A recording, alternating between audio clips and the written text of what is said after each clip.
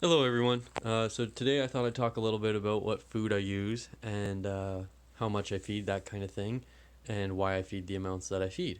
So for starters, I'm going to start with shrimp, and then we'll work our way over to fish food. So over here, we have the four main types of foods that I use so far. I'm always adapting and always expanding and buying and trying more foods, which I believe everybody should be because it just gives a well balanced diet for all your critters and friends.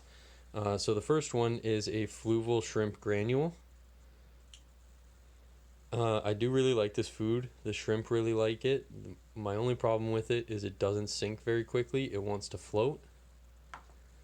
The next one is this Hikari crab cuisine, which has high calcium, which is good for molting. And that's what these pellets here are.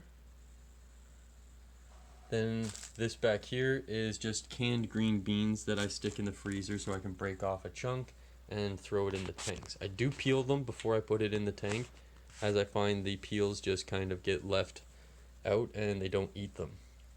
Uh, After that, we've got the mulberry leaf, which I pick and I dry. It's a great food source for shrimp. They love it, and it's free because you can pick them basically all over Canada.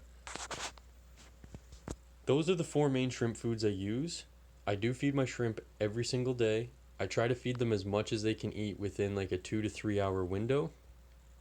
Uh, I try not to overfeed them, but like these three pellets now, because I just dropped one.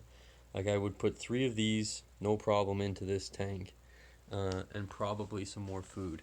I do like to leave a leaf or something in the tank always, so they might have something to snack on in case there's not enough algae and things.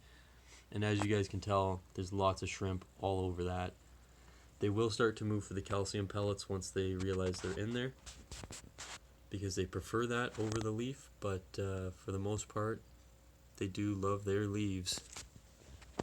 I'll show you guys how this doesn't float, or how it doesn't sink, doesn't float, geez. So there you go, you can see it's floating, and let's get one of the other pellets so you can get like a full-on comparison here. So there's floating. Here's the Hikari pellets. This is gonna be too much food, but whatever, they'll manage. So, as you can see, everything's actually floating right now. There goes a Hikari pellet, first one to sink, landed on frog bit. But the other stuff hasn't even begun to sink yet. It's not even close to sinking yet. So what I like to do with this stuff is actually just go around and poke it. But I'm gonna try to pick some of this out because I fed too much. So I'll try to put some of it in my other fish tank here. But once you poke it down, you can see all the food is falling now. And there's just a bit of a pain in the butt. It's an extra step, in my opinion, that shouldn't be there. So after we have the shrimp foods, let's go to the fish foods. So I believe I have a pretty good variety here.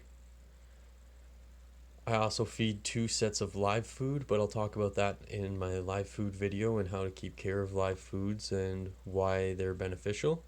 I think all food is good for your fish, but I do think a diversity is what you ultimately want to get. So the Tetramin Tropical Flakes, this is just your plain tropical fish food mixture. I try not to buy the stuff that has like color enhancing in it because I don't know what it is and it just doesn't seem like I should do it. So this is a freeze-dried bloodworm. I like this a lot. I don't really like touching it or smelling it or feeling it, but the fish love it, and it's a good food to feed them. I have two bug bites. This one is a larger granule, which I kind of don't really have fish the size to eat this. So I break these pellets down and feed them to like my betas and things that'll chew them up and spit them out and have fun with it. Then we have a smaller granule from Bug Bite. I like this a lot, and you can see that dusty stuff. I feed that to Fry. Where these bigger bits, I feed it to just about everything else. And I love this. I think this is probably my favorite dry food that I have, and it works super duper well. Next, we've got the frozen foods.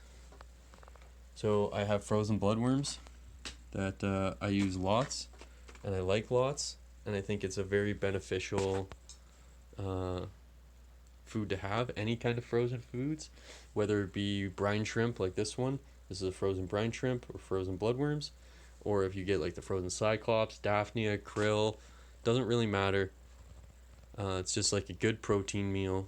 It's nice and easy to feed. It's easy to keep because you just keep it in the freezer, and the fish love it. Now, how I do it is I put it in a little cup of tank water to dissolve, and then I add that tank water, then I tweezer them out to give each specific fish, so I make sure everyone's got one, and then I'll dump it in the guppy tank at the end of the day, whatever's left after the feeding. So the amounts of food that I feed my fish is kind of hard to display because it's different for every tank, but I do try to feed my tanks so that everybody gets one. So this tank back here specifically, you can see this little guy down here, that's the younger male killifish, and then there's a big one back there, and that's the big male. So he's a bit of a jerk, and he chases the young guy away. So I do try to scatter food throughout the tank so that no matter what, everybody's going to be able to find some and get some no matter where they are in the aquarium. And I recommend everybody do that. I also recommend you guys keep snails, because if you do overfeed, it's not going to create ammonia in your tank, because the snails will keep your population, or sorry, not keep your population, they'll keep the food in check by increasing their population, which is really, really beneficial. And one of my favorite aspects of the snail is that you can overfeed the heck out of your tanks with zero to little repercussion. And after you do overfeed and the snails get a huge bloom in their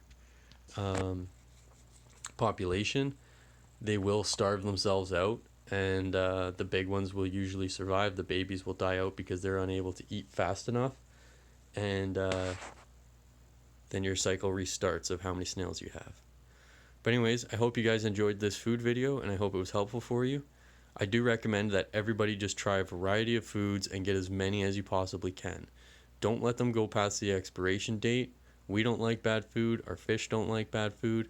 So don't do that to them. But definitely a variety of food is the best way to go.